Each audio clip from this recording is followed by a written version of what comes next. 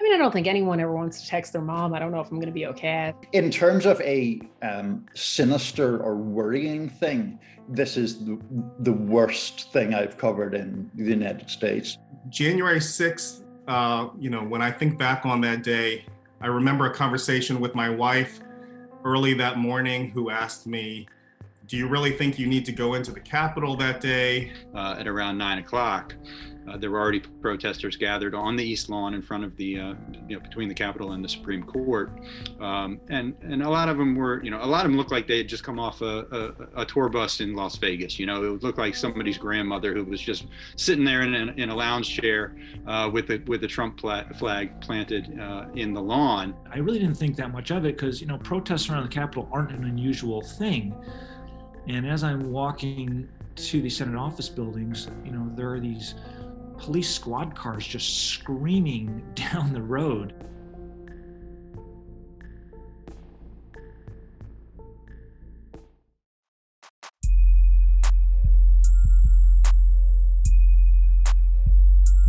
But I think right here we're going to walk down to the Capitol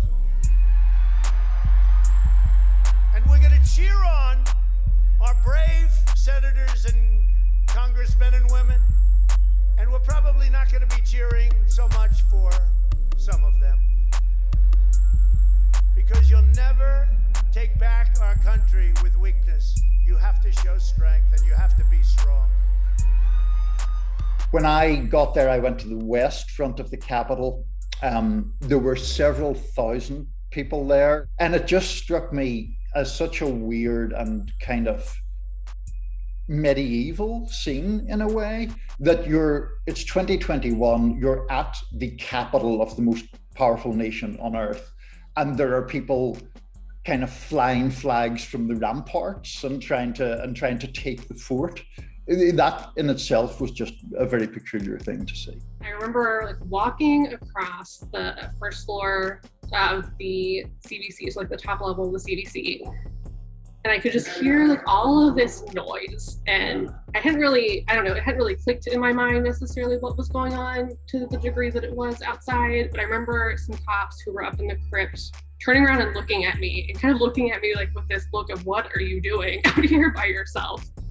Things started to take a really bad turn between the hours of 1 p.m. when the certification process began and about 2:30. Of course, the Capitol was breached at 2:11, and we could hear over the intercom that there were different announcements that were being made across the Capitol complex. At one point, one of the House buildings was locked down. No entry or exit is permitted at this time in any of the Capitol complex buildings. You may move throughout the building, but stay away from exterior windows and doors.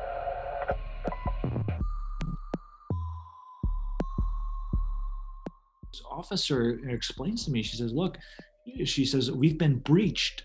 I can't let you in. And I'm thinking, what?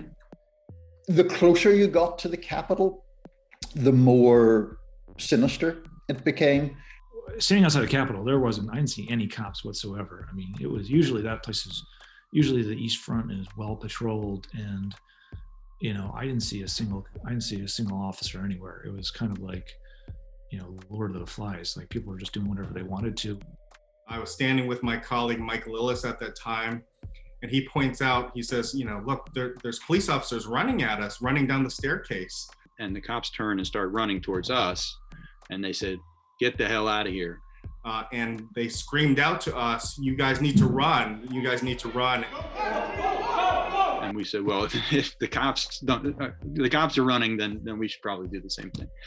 That was a moment where survival mode sort of kicked in and your adrenaline kicked in. And although we wanted to sort of document as much as we could what was happening, that's certainly why I pulled out my iPhone and started recording. There's a moment when you know that it's time to cut and run, and that was certainly that moment. Things kind of escalated from there very quickly, I guess. We were basically given a choice of either staying out in the gallery or being locked in the chamber with the senators. I was corresponding with one of my colleagues at the time, Juliegrace Brufke, who was our designated reporter in the House chamber, up in the press gallery, who was observing what was happening on the House floor. Before the breach happened, like standing there with Mike and Scott, and we're all kind of like, we knew it was going to be like a long night since they were going to be contesting results, and it was like, I was like, all right, I'll take the first shift in the chamber. And I was like, oh shit, I'm really gonna pick the wrong shift.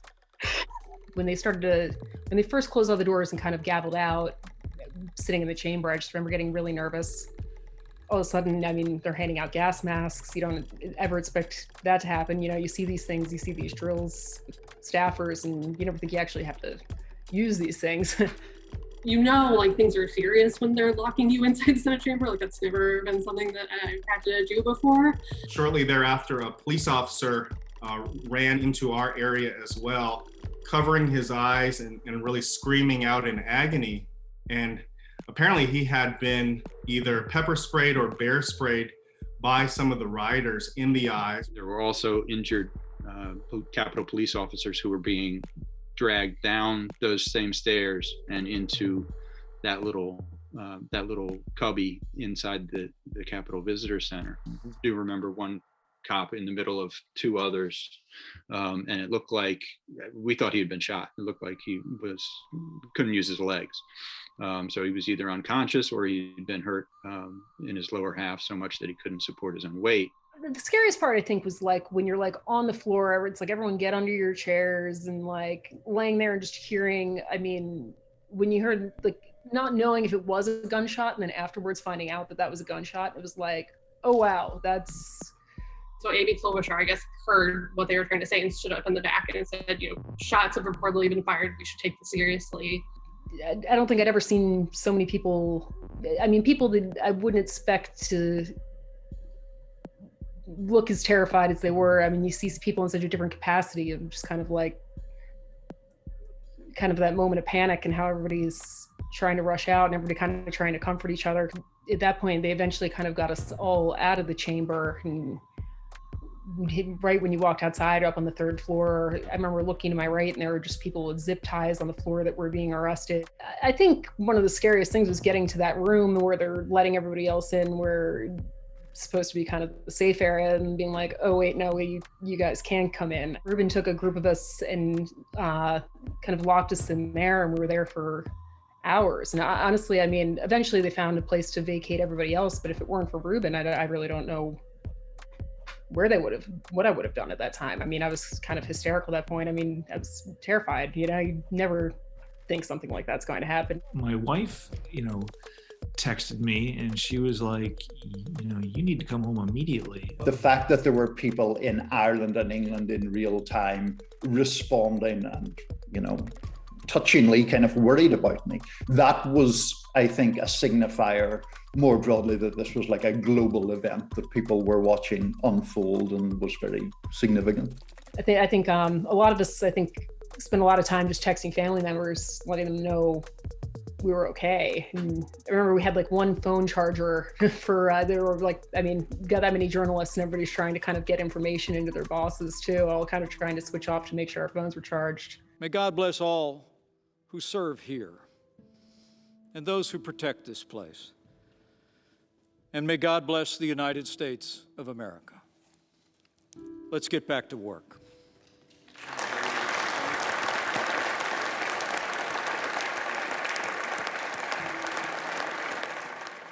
So finally I finally got back in at 10 o'clock at night, you know, and after everyone had been cleared out, and I was walking around the first floor of the building with actually Senator Michael Bennet of Colorado, and we were both kind of surveying the damage for the first time, and we were both kind of in this state of disbelief. Just like it was surreal, really. You know, there's still the mist of all the bear sprays and the pepper sprays are still kind of in the air.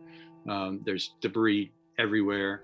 I mean, after a day of that, it's like leaving the Capitol, it's like, are people still going to be out there? Or like, you know, things have been cleared out. But I mean, after that much chaos, I remember in the press gallery, after like everything was so tense, and I feel like everybody was very like, kind of coming off of like an extremely scary and hectic day. And then I see in the middle of the hallway here on the first floor of the Senate, as I'm leaving, there's this trash can, janitor's trash can, and sticking out of it is this kind of this Tea Party flag, the yellow flag with the coiled snake and the motto, "Don't tread on me." And I just remember seeing that, and it was very symbolic. I want to say it was about 4:30 in the morning that we were finally walking home. And it was just as peaceful as could be. There was almost no one on the street. You couldn't tell anything that had happened. I think I was in some ways a state of denial about it for weeks, because I didn't really want to, just speaking on a very personal basis, like I resist things that, kind of turn my world upside down, and I don't want to acknowledge them. Sort of the gravity of what was going on, I don't think hit me until, a couple of days later. That day, we only saw a sliver of what was actually happening outside of the Capitol. And it really did take one day, 1 week, 1 month to process that event. People went through so much worse than I did that day. I mean, it was scary, but I came out pretty unscathed. But I mean, it's, the amount of chaos and the amount of, I feel like the lack of preparation to handle something like that happening, I think was pretty shocking. I think looking at the footage afterwards, and as more videos come out, seeing what the Capitol Police dealt with inside the building, in those tunnels, and it's, I think I knew it was bad while it was happening, but I think seeing that, the magnitude of it was even more intense than I had realized at the time.